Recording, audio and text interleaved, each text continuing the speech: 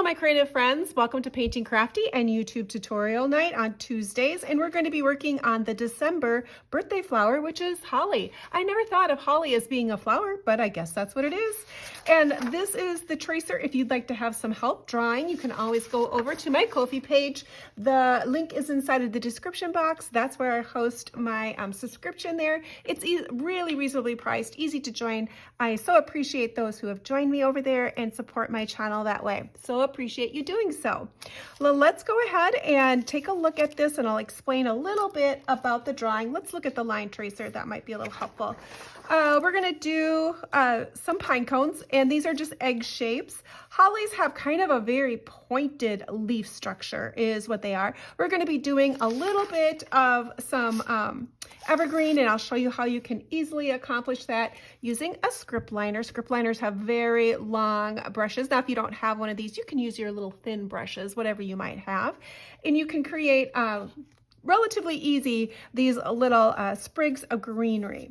We're going to be doing a quick and simple way to do the pine cones. Lots of ways you can do pine cones, but I like simple and easy, so I thought I would share that idea with you.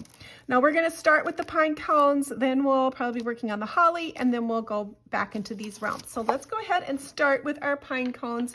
Now pine cones, maybe I should show it one more time. Let's take a look at this. Pine cones have a light area, and then those are kind of the tips of those little, I forget what they're called. If they're called, oh, I don't know. I forgot the name of it. But they normally have a light part, and then there's quite a bit of dark that's going to be behind and give the depth to it. So we're going to start with the light parts first because we're doing watercolor tonight, and we always start with the light and then work our way dark. So we're going to be working in these tones of colors. So I'm going to go ahead and take a little bit of yellow ochre over here, and I'm going to just mix this in my plate. These are dry water cake ones, so I'm going to mix a little bit of yellow ochre. I'm going to take a little bit of, this one's called just plain umber. It's kind of a rusty color, and I'm going to work with those two colors. So my paint's fairly wet. I'm going to be going on dry paper, and I'm going to be picking up some of the yellow, and I'm going to be dipping back and forth in between these colors. Now when you're doing this pine cone shape, we're going to start at the top, and I'm going to be making little shapes that come across. Now I've got that little lightly drawn piece underneath there, and I'm going to be leaving some open areas. I don't want to fill it all in, and these are whatever those little pieces are called. I'm developing that, and this would be the front part of the part that I'm seeing outside of the pine cone. Now I'm not doing anything super exact. I'm just popping them in. They have a little bit of a smile face to them, those little kernels. Maybe that's what they're called. I'm not for sure. You'll have to put in the comments if you can help me out and let me know what those are. Now as your pine cone gets farther down, this area does get a little tighter, so the little spaces aren't going to be as open, but I'm going to still have some of those little shapes. I'm going to come up here and add just like a pine cone top. So there's going to be kind of a little crown there at the top. I'm going to come over and pick up that little bit of that umber color. And while my color is still wet, I'm going to go kind of at the bottom of those shapes that I just created. And I'm going to tap with the tip of my brush and create a little dark area. Now, because my yellow is still wet, it's going to create that blend of a wet on wet look. So I'm going to just place that in there. I'm getting a little tighter as I get down to the bottom, and that's it. We're going to let that dry first. Now let's come over and do this one. So we have two, so I'm going to pick up that yellow ochre again, reload my palette here, so I'm ready to go. We're rinsing my brush out because I dipped into that darker color first. I'm going to pick up my yellow ochre first because that's my lightest, and I'm just going to basically do the same thing. So I got these little smile faces. Here's my crown at the top. I'm going to fill in some little smile faces as I go down, not doing exact. I already have my holly leaf kind of built in there. My pine cone is behind that holly leaf. It's behind this one as well. And I'm just going to travel down, leaving some white areas there. I want to give myself some room. This is going to be that darker rust color, and I'm going to tap some of that in the base of those yellow areas that I just created. Are you starting to see how it looks like a pine cone? Hopefully you can. Okay, so let's tap a little bit of in there. Now this is already dried. I'm working on the Canson paper.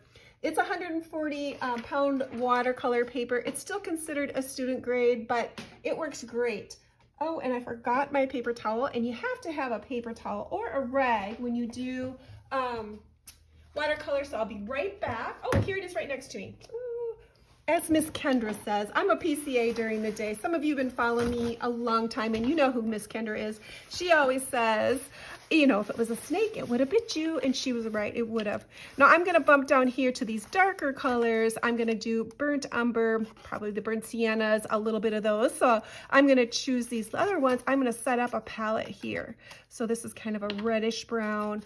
This one has a lot more blacker color in it. So two really pretty colors.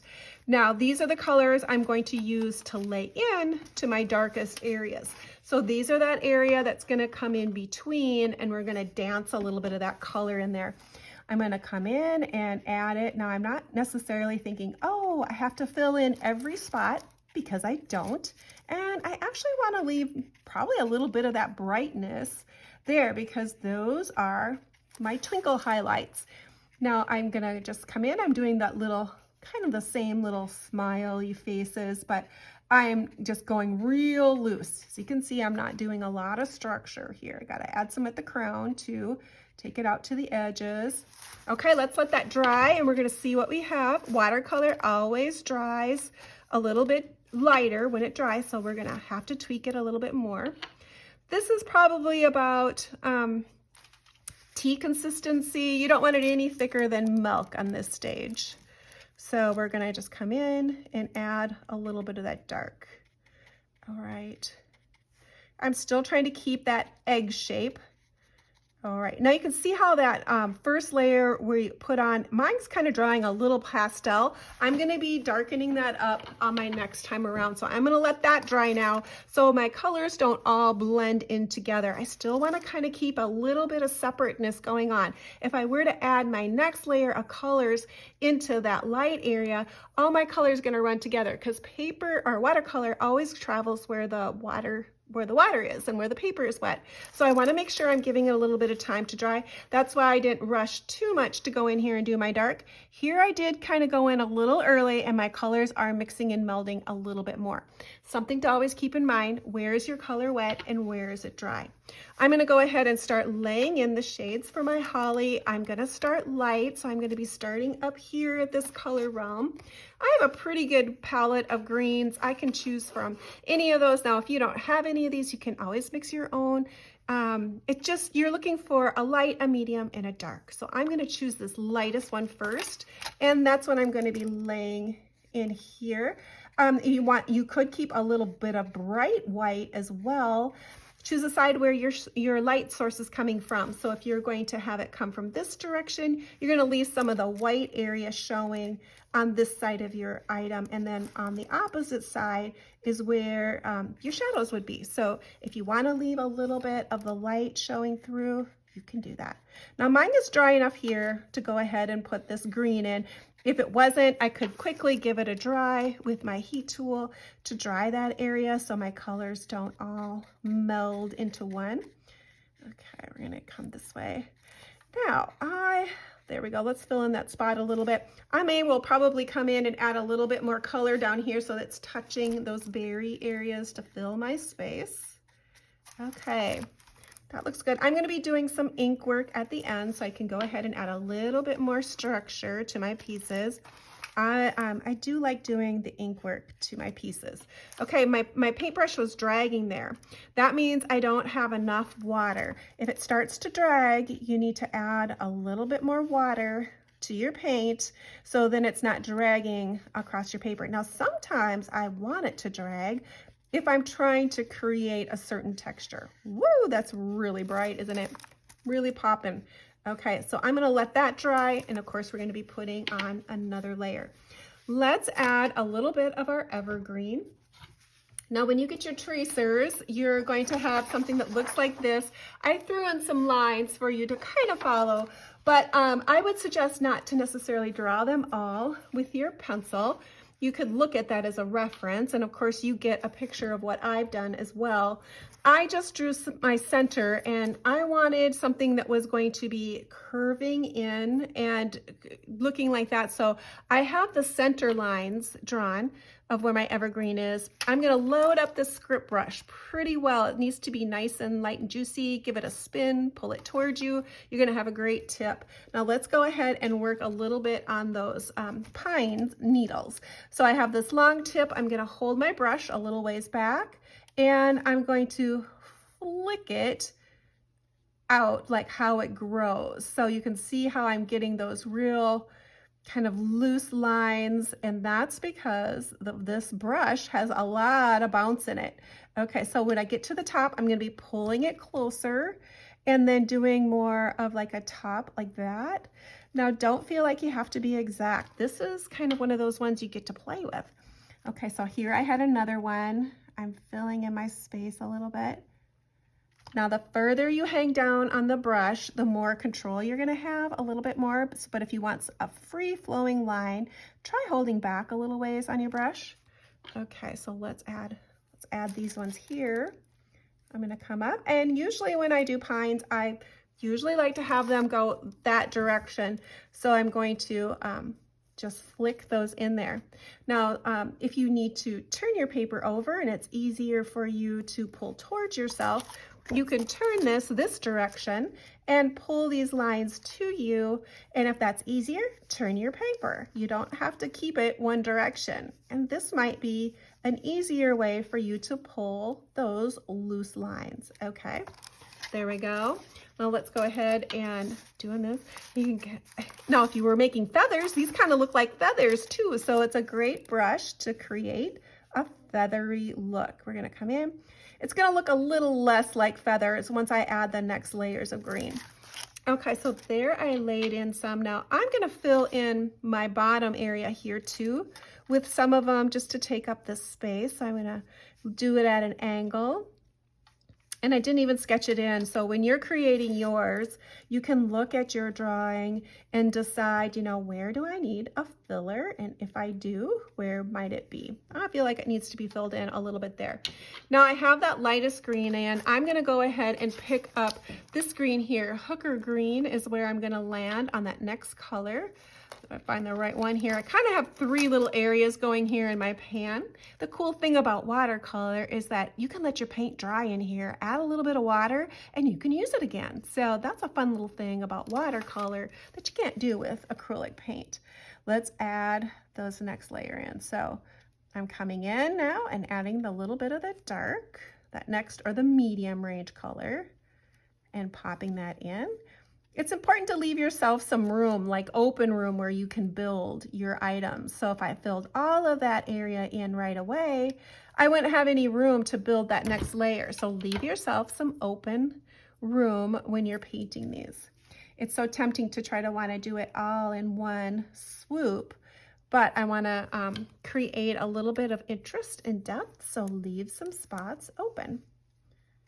Okay, let's go ahead. I'm going to be quiet for just a few minutes. Stop talking here and fill in some of these while you watch.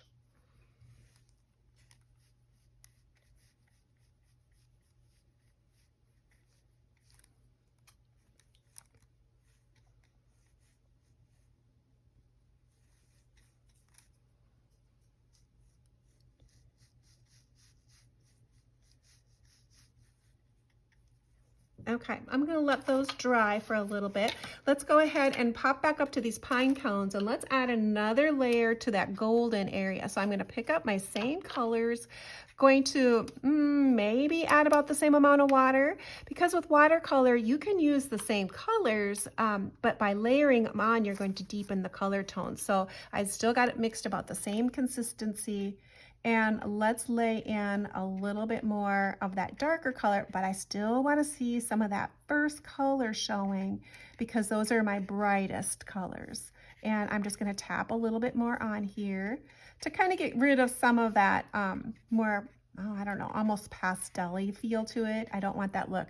Okay, so let's add a little bit more on this one and see what we get with that. All right, and we're gonna let that dry again, and then we'll go back in and add another layer of dark, that darkest color on there. So let's let that dry. Let's work on these berries right quickly. You know what? Let's add a little bit. I'm okay. I'm gonna leave that because if I work on those berries, that red's gonna travel up there, and I didn't really want that to travel up there. Let's work on some red. I'm gonna choose kind of an orangish red here. It's kind of got a little bit of a dirty palette in there, but pick whatever color you would like for your berries. I'm going to mix a little bit of orange and a little bit of red and see what color I get. Again, this is going to be my light bright color. I'm going to leave a bright pop of white in this one on the top, and I maybe should have had it over just a little bit more, but I didn't.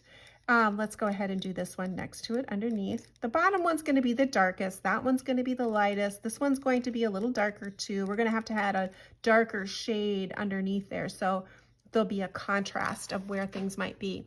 Now this is the time you can decide, you know, where would you like to pop some berries? So take a look at yours and see where maybe you would like to add a little fillers in there. And I'm just going to pop some round circles in here. I'm going to tap it with the end of my brush to create my circles. I'm not so good at painting perfectly round circles, so I find if I tap my brush, I have a little bit more control. You can also leave a little bit of highlight on your berries if you would like, and then I can kind of come in and round them up a little bit more if I need to add rounding to it. So sometimes circles for me are a little difficult.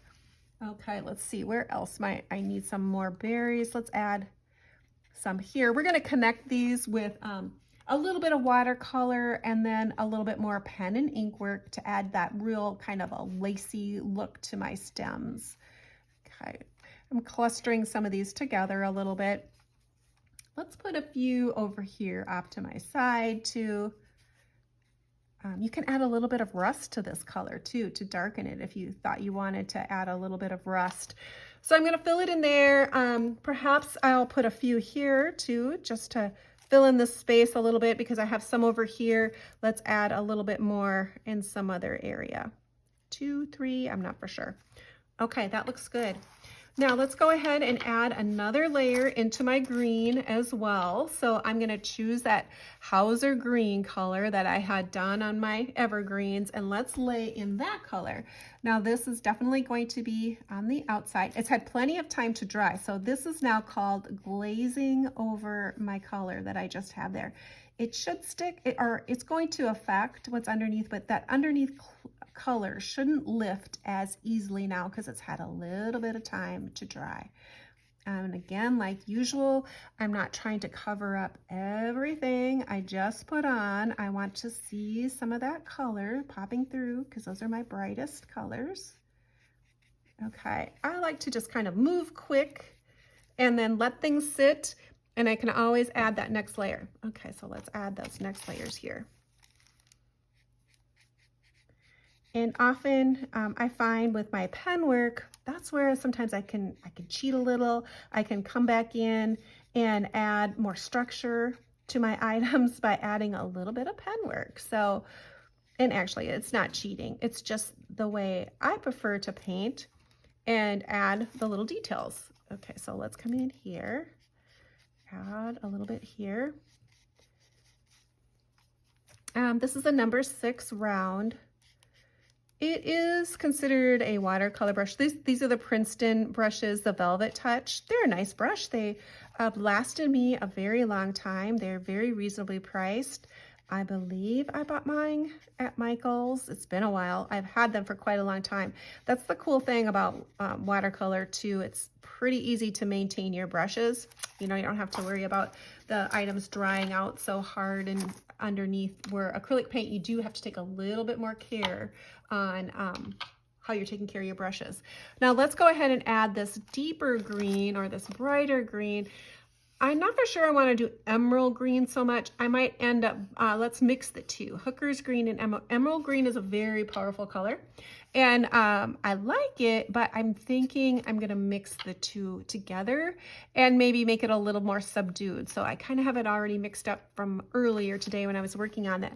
And let's go ahead and add a few strokes on there. So I'm going to be And maybe this is what you want to kind of run down a little bit unevenly as like a center stem to create that structure.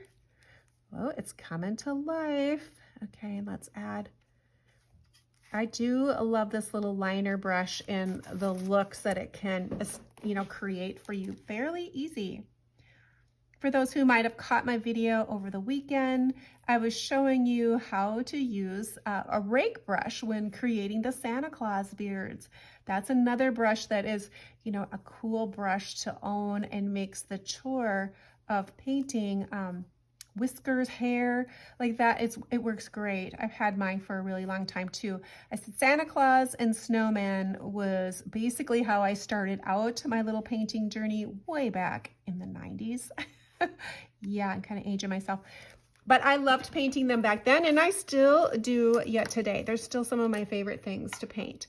Okay, let's go ahead and add another deep color on to this area. So you can see how light that's drying, and I need to make sure I have contrast in these paintings. So now I'm going to use a little bit more of that color. You could still mix it the same if you wanted to as far as consistency goes. And then tap that in there. But it always changes so much. So I'm using my tip of my brush again and kind of just scooting that color around in there, creating those dark areas. And now remember those little smile faces that we created first, that's the tip of whatever those pieces are called. I still haven't figured out what I'm supposed to be saying for that piece, but that is what we're looking at. So we can have little individual pieces. We don't want to lose that. And this is the deeper, darker areas that are coming to the back of that cone. These ones are a lot tighter down here. But again, we're not doing a super detailed version of pine cone, but I think this gives you a great feel and reads like it's a pine cone. Okay, I don't have enough water. That's pretty thick there. So when I put it on, it's pretty opaque, and I don't want it to be that opaque because it won't look quite right. Let's do that little crown again at the top. There we go. We'll add that on. And then I'm going to make this darker down here because this would pretty much all be in shadow anyway. And I want that contrast I want that holly leaf to be popping forward and looking like that so I can create that little darkness behind there. And that's going to help me create that feel. Okay, so great. Now let's go ahead and let's work on this one. It hasn't had a lot of time to dry, but I think we'll be safe. I'm going to pick up that. Oh, this is a little bit of Payne's gray. So this has kind of got a little bit of blue shade to it. Payne's gray is beautiful. I'm working over here on this area. Wasn't intending to use that color, but I think I like it. Let's mix a little bit of green into it and come up with kind of a blue-green. Let's see where we are with this color. All right, let's go ahead and tap this. Now this is the darkest color, so it's going to be mostly focused where your shadow area would be, which is going to be on this side as I'm traveling down because I've already determined my highlight. It's at the top, so let's add some here too. All right, we want a contrast between this one and that pine cone behind there. If they're all the same hue of color, like they're all the same intensity, it's just going to look like one piece and there isn't anything different. So let's add that color. So we want the brightness of the holly because it's in the foreground and it's going to be bright and cheery and more colorful. I love kind of how this one is turning out where it's got that little point on there.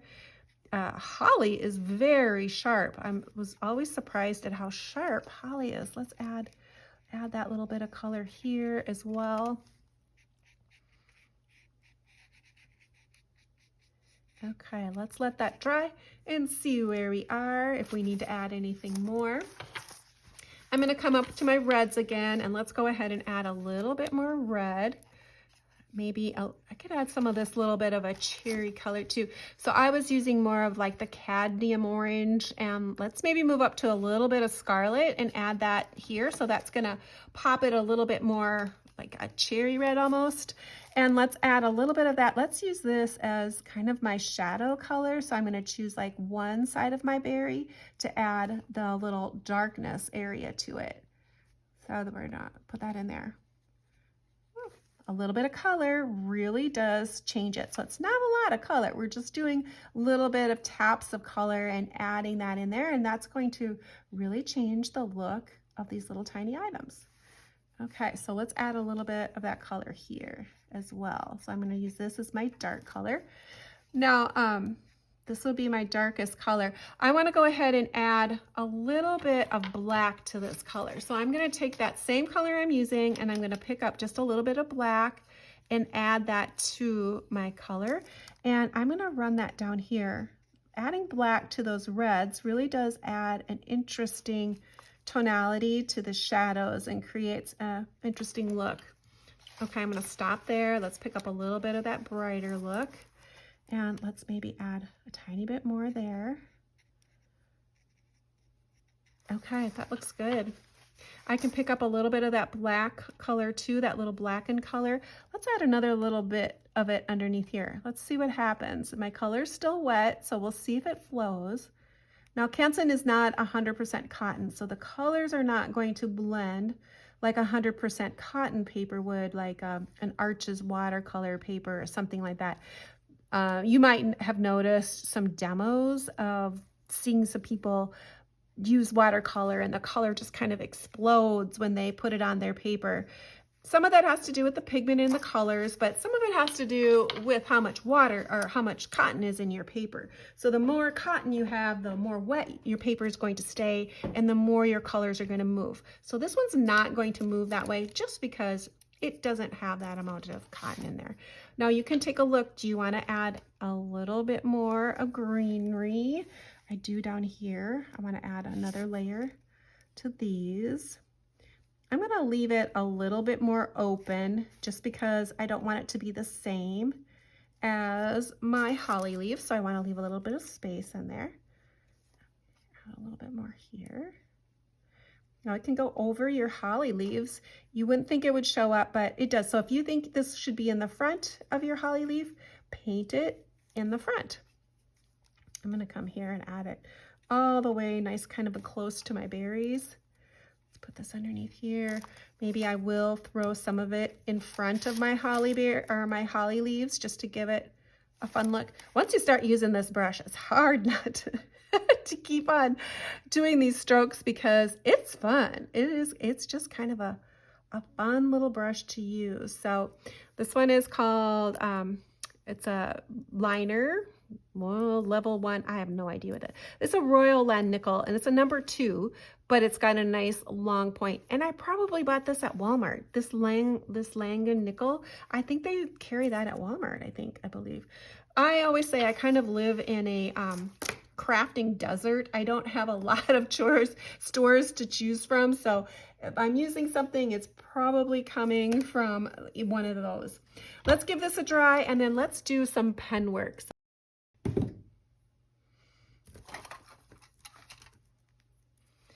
I did forget to add some berry sticks on here. Now, when you're doing sticks, unlike vines where they're going to be curly, these are going to be more angled. So your lines are going to be more sharp when you paint these. So they're going to have more of an angle connection point on them. Okay, let's do here. So I'm just going to add a few on here. And like I said, I'm probably going to be adding some pen work to these. You can also group them all together, like they could have multiple ones coming out of one point. So like that would be considered a cluster there. You can bring them all together like that. Now, I probably should have had another red one there because I just drew that line there, but oh well.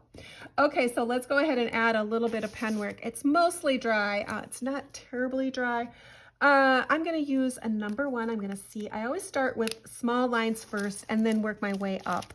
So I'm going to come up to my leaves. Now, I like to do a sketchy motion. Oh, that pen is kind of not going to work. All right, well, let's go down to a 3. Let's just hop down to a 3.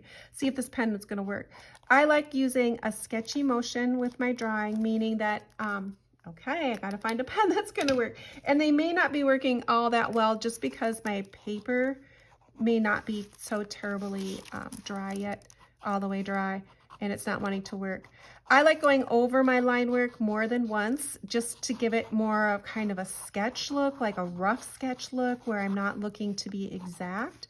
So that's why I like creating that way. Now, if you like doing more exact lines, you could go ahead and copy, or you don't have to do this at all and just do the watercolor steps. That's a look too. I just enjoy this process. Okay, I think this is a 3. And I'm going to go back in and reestablish some of those very pointy looks that I had originally decided I wanted to create the holly with. So you can see how I'm doing it very loosely. I'm multiple sketching. Let's come up here. I go past my things. I don't necessarily stay where I had painted or drawn to give it more of that loose look. Okay, so let's come in here and do some of these here. I'm going to come in and I'm going to do a little bit of continuous line work where I'm not going to necessarily pick up my marker, and I'm going to do these little scribbly bits, especially in the dark areas. So I'm going to come in and just kind of do these little scribbly bits. I'm hoping you can see it. You can pick it up every once in a while just to give it a little bit difference. I'm going to be coming in and using a uni ball on this pen too. But I'm creating these little wild little movement lines on there. So I'm adding a little bit more texture by doing that. Let's come in here to the side too. I'm hoping that I'm going to be able to come in with my number 1. I'd like to use my number 1 on my evergreen if I could, and on my berries. Let's see if I can't get this to work. Okay, pen, let's see if you can cooperate. I would like to have a nice fine line a little bit more, so it still feels very open. Yeah, that kind of scratching in there, it's working. All right, let's come in here. Yeah, it's kind of like a scribble. I'm a scribbler. You don't want to get, I mean, it's fun to do a lot of it, and you can just do it to whatever makes your heart happy if you decide you like to do it. Sometimes you can get a little bit too much scribbling. I know. Can you ever have too much scribbling? But yeah, you can sometimes, and then everything looks just kind of chaotic and there's nothing too solid about it. Let's add a few little bit of lines here to my sticks. I'm going to go up and add just a few little loose lines here, and maybe kind of try to like give a connection piece to my areas. Okay, on these little berries, if you want to, you can add a little bit of a little fluff or tuff at the top. Some of those little berries have those little seed areas at the ends of, I think that's what they are. They're got the, I don't know what those are called either, but those little tufts that happen at the end of the berries, you could add those in. Those always look, I think those look always interesting. So you can add just a tiny bit of those as an interest. All right, let's take out that white Uniball pen, and let's take a little bit of that, and let's do kind of a little bit of smile face shapes. Let's reintroduce a little bit of that, kind of a little bit of sparkle, and make some of those smile face shapes where it's going to kind of reemphasize that cone, that pine cone shape that we often think about. Okay, there's that little crown at the top. I kind of like that look of it. Okay, so these are just very loose, kind of a casual look to it. And you could dash in a little bit of white on this too, maybe just a little bit of happy little sparkle, if you would like a little happy sparkle. Now we're going to be doing the lettering next, and I already drew mine. I'm going to pop up to a, let's see if I have a number, 05. Let's do that. Let's try that. 05. I don't usually use that big, but let's go ahead and try that. Now this lettering is just a casual script writing. It's just my handwriting. But what I will do at the end, wherever it goes down, I will go ahead and copy over the lines twice. So, okay, happy, oops. Now, a number 5, a 05, is really close to a Sharpie ultrafine size, is what that size is. You can use Sharpie. They work fairly well. They'll usually, if you have all these markers, it's a good idea to make sure you give them a chance to dry before you were to put water over it. And because if you don't give them a chance to dry, they will smear. But once they're dry, it pretty much is permanent. Okay, let's go ahead and add that. I'm just doing this real fast. You definitely want to take your time. So wherever the letters go down is where you're going to add that additional line work. And that's just going to give it kind of a nice script look. Boy, and I got kind of a little carried away with there. My T and my H are kind of all one, I guess. Okay, here we go. All right, up and then down. I hate to make these videos too long, but I do want to be able to give you enough information where if you would like to recreate them, create your own, you have enough information to be able to do so, to practice. And I know some of you are new to watercolor, some of you have been doing it a while, and it's really is different than acrylic paint, so you do have to play with it a little bit. But I have really grown to love watercolor. It's not something I've always felt confident in doing, that's for sure. It did take a while to get used to the fact that you can't necessarily change a lot of things. So you have to have a thought a little bit about what you're doing. Because if I decided, oh, I wanted white berries instead of red berries, I'm not going to be able to change it with watercolor. So that is what it is. But kind of the cool thing about having the tracers and being a part of the sketchbook membership, I do need to darken this area up, I just saw that, is that you do have that tracer. So you get a light box and use a light box. You are able to trace things fairly quickly and take advantage of that. So like if you have one and it's not, oh, I don't really like that so much, you can easily go ahead and retrace them and give yourself another chance without having to spend a lot of time redrawing. Okay, I'm gonna come in and add just a little bit more dark. I like that look. Yes, I really do like that look. Okay, that is it, my friends, for this week, if we're doing the draw alongs. Thanks so much for spending your time with me. I so appreciate it. And again, a special thank you to those who are a sketchbook member. If you would like to consider joining, go ahead and click that link inside of the description box. I'd love to have more members join me. Well, that is it for right now. And you all have a wonderful, blessed Thanksgiving, and we'll see you after the holidays. Bye now.